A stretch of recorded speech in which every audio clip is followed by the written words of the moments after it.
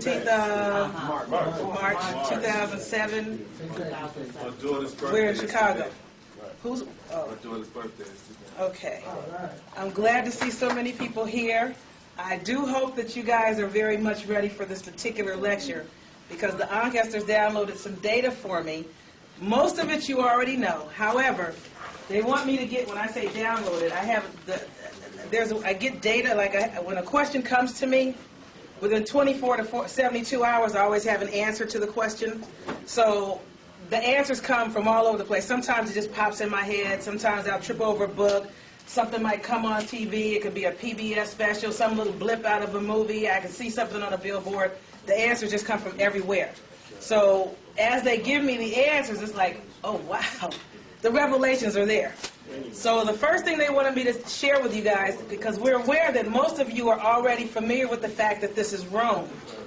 Most people have heard that this is Rome, or they've been told that this is Rome, but they may not know exactly how that is and have the clarity in the concept of why and how this is Rome.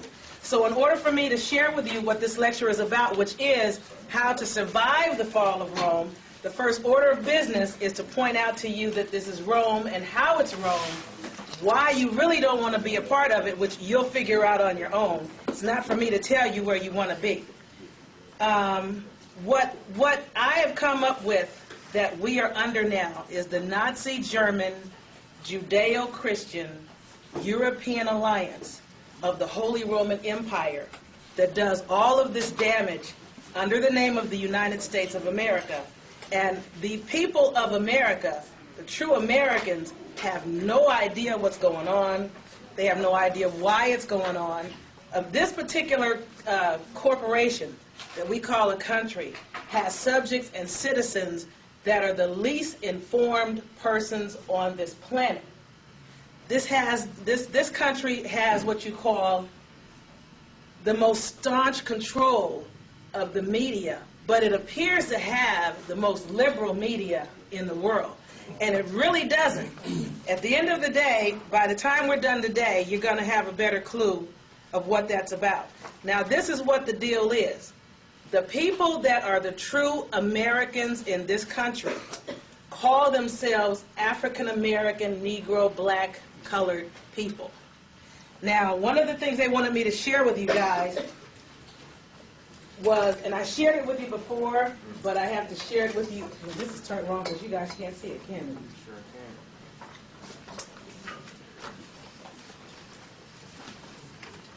That's good. Is that better? You sure? Can you guys see it over there? Okay.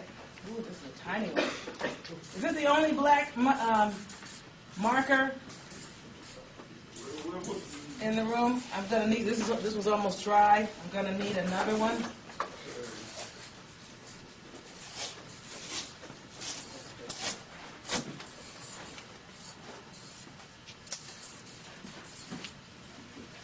Thank you, sweetheart.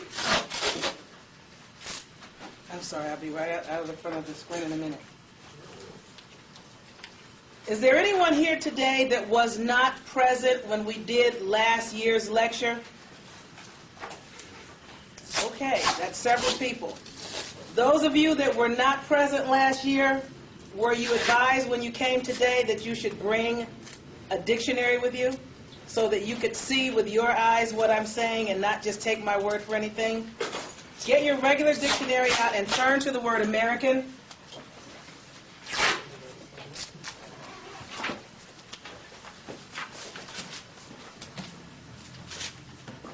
Thanks, sweetheart. Okay.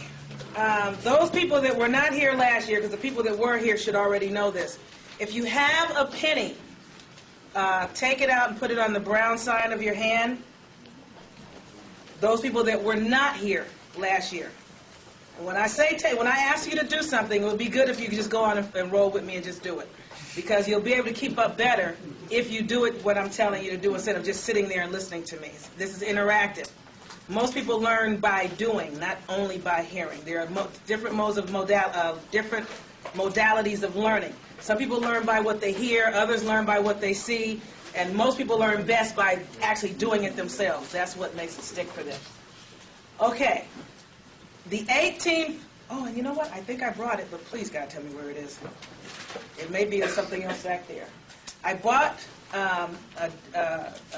some pages, some copies of an 1854 Noah Webster's Dictionary.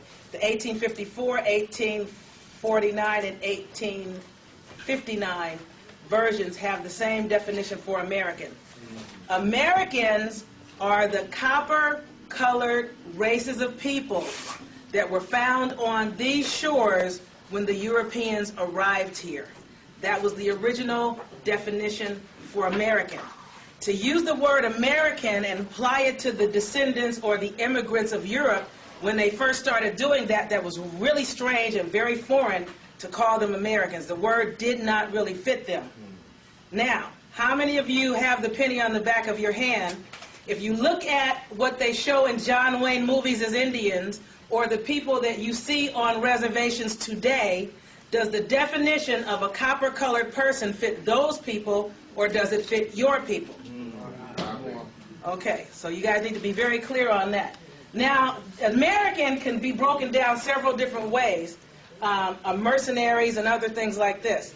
But I had to figure out what the word, and I just figured this out about 3 weeks ago. The ancestors were like, you're off, come back, and then they showed it to me. The word breaks down to the word am. Turn in your dictionary and look up the word am, A-M. The word am is defined as essence or essentials. The basics of something, the rudimentary, is the essence of a thing. Now, turn to your dictionary. Am I going too fast for those that are flipping? No. Okay, turn to the word Erica. Now, in your dictionary, it's going to say ericaceous or something to this effect. Now, for the am, remember how you guys came last year? Those that didn't come last year, I forgot. In order to see the definition that I'm giving of the word am, that is essentials, you need to get in the brackets, which look like parentheses, but they're squared. Because the word essential or essence will not be in the paragraph definition. You have to go to the brackets to find the definition. Is there anybody that's looking that didn't see that in their dictionary? Because if you don't see it, I'll come show you. You didn't see it? Does your dictionary not have brackets?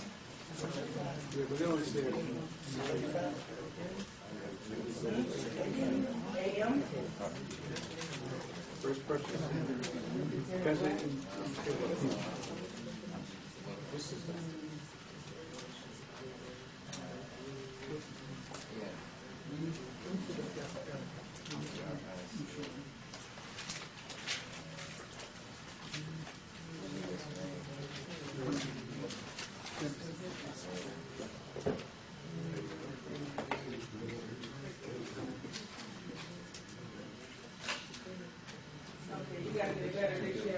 Do you guys want to borrow mine since you two don't have dictionary back there? Excuse me, I'm sorry.